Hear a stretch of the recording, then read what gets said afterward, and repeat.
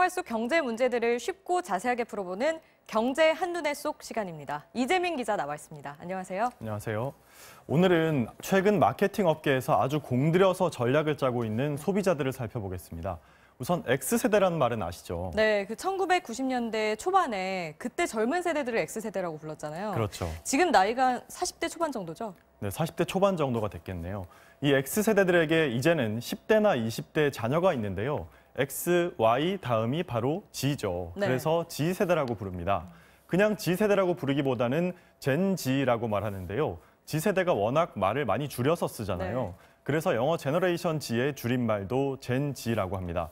Gen Z들은 어린 시절부터 디지털 기기에 아주 익숙했고요. 새로운 기술과 변화에 민감해서 즉각적으로 정보나 서비스를 소비합니다. 전 세계로 따지면 20억 명이 넘고요. 국내는 646만 명으로 추산을 합니다.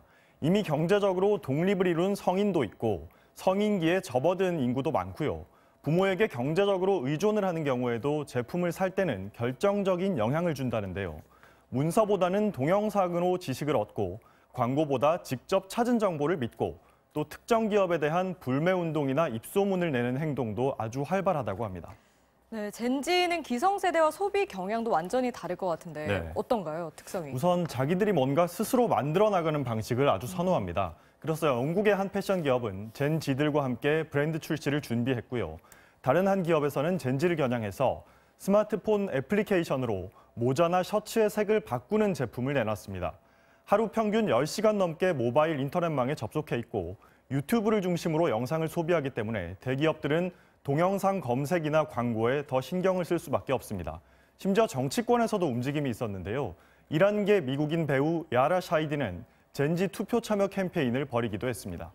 네, 그럼 정리를 해보면 10대나 20대 초반인 젠지는 뭔가 열정적으로 참여하고 또 영상에 아주 익숙한 세대 같은데 그러면 20대 중반 이후나 30대는 뭐 이런 젠지 같은 용어가 있나요? 나이를 조금 올려서 생각을 해보면요. 네. 원래 이제 X세대나 젠지처럼 이렇게 사이를 생각해보면 Y세대라고 네. 할 수 있을 텐데 이 Y세대는 알파벳으로 부르지는 않고요. 네. 지금 현재 주로 사회초년생이 많을 텐데요. 사회초년생들이 많다 보니까 이제 혼자 사는 인구의 마케팅 업계는 주목을 하고 있습니다. 조금 전에 투데이 현장에서도 혼자 밥을 드시는 분들이 네. 이제는 모여서 먹는 현상이 나타났잖아요. 네. 그만큼 혼자 밥을 먹는 분들이 많다는 얘기인데요.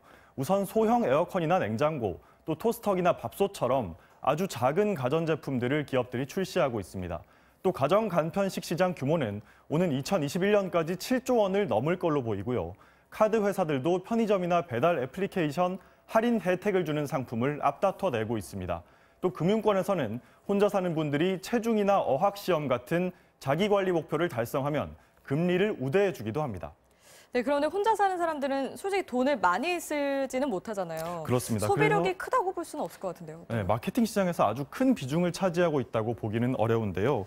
그러면 그 윗세대로 가면 어떤가요? 윗세대로 조금 올려서 보면 이분들은 수입이 더 많아지잖아요. 네.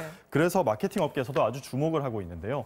안정된 수입을 올리면서 자신의 가치 있는 삶을 위해서 뭐든지 기꺼이 소비하는 세대, 이런 30대와 40대 가운데 수입이 안정된 분들을 뉴 어덜트족이라고 합니다.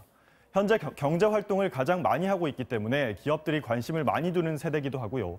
특히 부동산 시장에서 최근에는 관심을 받고 있는데요. 취미나 노후 문제처럼 삶의 질에 대한 관심이 많다고 하고요. 자기가 구매한 집에 직접 사는 실수요자가 대부분입니다. 그러니까 아파트를 살 때는 생활 편의시설은 충분한지 등을 아주 꼼꼼하게 살펴보겠죠. 건설사들이 뉴 어덜트족을 위해서 되도록 고급스러워 보이는 이른바 프리미엄 마케팅을 하고 육아 환경이 좋거나 직장과 가까운 집이란 점도 강조하고 있습니다. 명품이나 수입차, 또 레저 분야에서도 소비를 주도하고 있고요. 특히 문화산업에서 아주 큰 손으로 불리고 있는데요. 최근에 한 영화관에선 상영관의 이름이 인기 아이돌 그룹 멤버 이름으로 바뀌었습니다. 팬클럽이 일주일 동안 이름을 산 건데 30대 팬들의 힘이 아주 컸다고 합니다. 또한 화장품 업체는 아이돌을 모델로 쓴 뒤에 의외로 30대와 40대에서 판매량이 늘었다고 합니다. 또 뉴 어덜트족이 어렸을 때를 추억하게 하는 마케팅들도 있는데요. 최근 만화방이나 당구장, PC방을 다시 찾는 30대들이 늘면서 과거와 달리 쾌적한 환경에서 또 자녀와 함께 추억을 즐길 수 있게 만들고 있습니다. 네, 이렇게 세대를 나눠서 보니까 기업들이 조금이라도 더 소비자들에게 효과적으로 접근하려고 애쓰고 있다. 이런 모습이 좀 보이는 것 같기도 해요. 그렇습니다. 하지만 이 세대란 개념 자체를 네. 기업들이 상업적으로 만들어냈다는 비판도 있기는 한데요. 저도 사실 성향만 놓고 보면 젠지거든요. 이런 거 놓고 보면 소비자들 성향이 워낙 다양한 것 같아요. 그렇습니다. 젠지 같은 경우에도 현재를 즐기자 이런 욜로족이 있고요. 또 가성비, 가격 대 네. 성능비를 중시하는 양면성이 있기 때문에요. 이 세대란 말 자체가 현실을 다소 과장한 모습이다. 반대로 주체적이고 독자적인 집단으로 볼만하다는 서로 다른 의견이 사회학계에서 나오기도 했습니다. 네, 너무 일반화하지는 말고 경제나 사회 경향을 이해할 수 있는 열쇠 정도로 이해를 하면 좋겠네요. 그렇습니다. 네, 이재민 기자였습니다. 잘 들었습니다.